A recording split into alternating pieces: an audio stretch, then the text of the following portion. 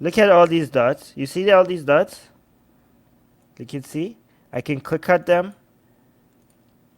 Okay, it will bring me to the cases. You know what these dots are? Look, Canada.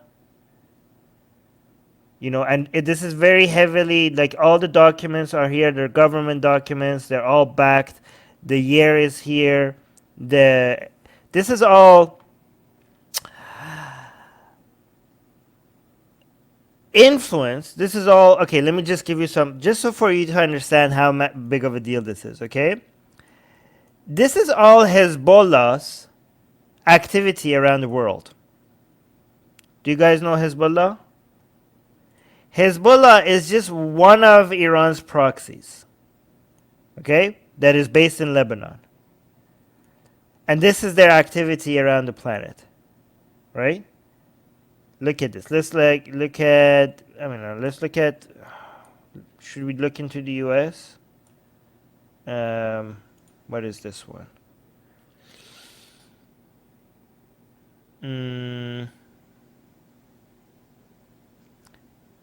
Yeah, so Hezbollah leader in Texas, okay? Let's look at this blue one. This was there's a lawsuit, okay? Actually, so this is Hezbollah active around the planet, okay? And Hezbollah is basically an Iranian puppet. Right? But look, they're everywhere. They're goddamn everywhere. They're in Africa. What the hell is Hezbollah doing in Africa? What the hell is Hezbollah doing in Africa? Look at this. There's we click on this, there's 1, 2, 3, 4 examples. They're all over the goddamn planet. How come they're not in Russia? Oh, they are in Moscow. They have, look, wow, you click on Russia, all of this shows up. They're all over the planet. And Hezbollah is a terror organization. I'm not going to say the full thing because YouTube will strike me down. But, okay, and this is how wide their network goes all around the planet. Look at this. They're in Malaysia, for crying out loud. Okay, they're everywhere, okay? And this is just one of the Islamic Republic's proxies. The Islamic Republic of Iran has a lot of proxies, okay? Let me let this guy tell you what this is about. Hold on. Oops, there's no idea. I'm just going to play the beginning of it, not the whole thing. Levitt. I'm Dr. Matthew Levitt, the Fromer Wexler Fellow at the Washington Institute for Near East Policy and the director of the Institute's Reinhardt Program on Counterterrorism and Intelligence. And I'm really pleased to introduce you to the Washington Institute's new product, an interactive map and timeline of the worldwide activities of Lebanese Hezbollah. Somebody's asking whether are they in India? What? They're not in India. Interesting. No examples in India. There are in Pakistan though. Maybe I should move to India. Maybe it's safer for me if I'm in India. This is a product that will be useful for government officials, for academics, for students, for journalists, for people trying to understand the terrorist, military, and criminal activities that Hezbollah is engaged in. Hezbollah, of course, is a multifaceted organization, but the political, social, educational, the public activities that Hezbollah engages in are things that it publicizes itself. And yet it goes to great lengths to cover, to hide its more illicit activities. And so it's taken me years to accumulate this data, first for a book that I published for Georgetown University Press, Hezbollah, the Global Footprint of Lebanon's Party of God, which was published in 2015, and then with more information that I've accumulated since then, and of course, more information on events that have happened since then.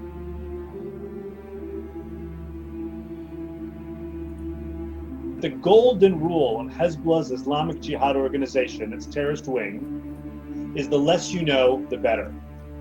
We're going to try and poke a hole in that mantra by trying to make public as much information as we can about Hezbollah's terrorist, military, criminal, arms procurement, and other activities around the world.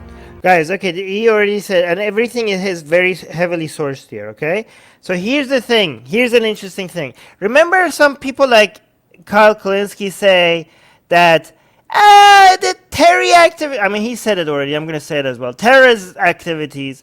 It's the Sunnis that are mostly responsible for terrorist activities. It's not the Shias. Bull crap. Horse crap, every other kind of crap. Look at this map. You know what it is? The Shias are just smarter at hiding their activities. Okay, they just have better disguises. They don't just and they use proxies. They don't use the Iranian government. They don't use Iranian citizens because they're not idiots. They don't want everything to be tied back to Tehran. Okay, they use Shia citizens of other countries to carry out their activities, and they're all over the goddamn planet. Do you think like that? Do you think I mean, actually, they have also networks all around the planet, but this is a lot. Like, if you actually go through the studies that this guy's done, you could see how careful they are. Like, it's like such a hidden network, and they are very, very careful, and they're very secretive about how they move funds around the globe. And guess what? One way, and this is going to come full circle. One way that they are transferring funds around the planet is through, you want to guess it? Mosque and religious institutions. Okay? Because it's really hard for them. Wow, what the hell was that? It's really hard for them to be able to fund a political organization, let's say in France, okay? Because that would be tied back exactly to Tehran. But if you have like a Shia institution that is trying to do, I don't know, Hussein, something done for Hussein, I don't know, Ashura for Hussein or something like that, then any fundraising that is done for them is going to be, completely legal under the laws that in France or in the United States or in Germany that makes the expression of religion completely free, and any form of fundraising for these mosques or religious institutions will be completely legal. And there's ways for you to hide the fact that this money is directly tied to Tehran, okay? And this is why, going back all the way to Macron, they are trying to figure out exactly where this money is coming from, right? Like, where are these? Who is building these mosques? Who is funding these religious institutions? Because it's a very good excuse for them to create social circles that is loyal back to Tehran. Again, it's not going to be that obvious. It's kind of like a pyramid, okay? What they do is that they have a base that is Shia, and you build that base without doing any kind of political activism. You build that base. It's just Shia. It's not about Iran. It's not about Tehran. It's nothing. It's just Hussein. It's not even a religion. We just love Hussein. You don't even have to be a Muslim. You don't have to be Shia.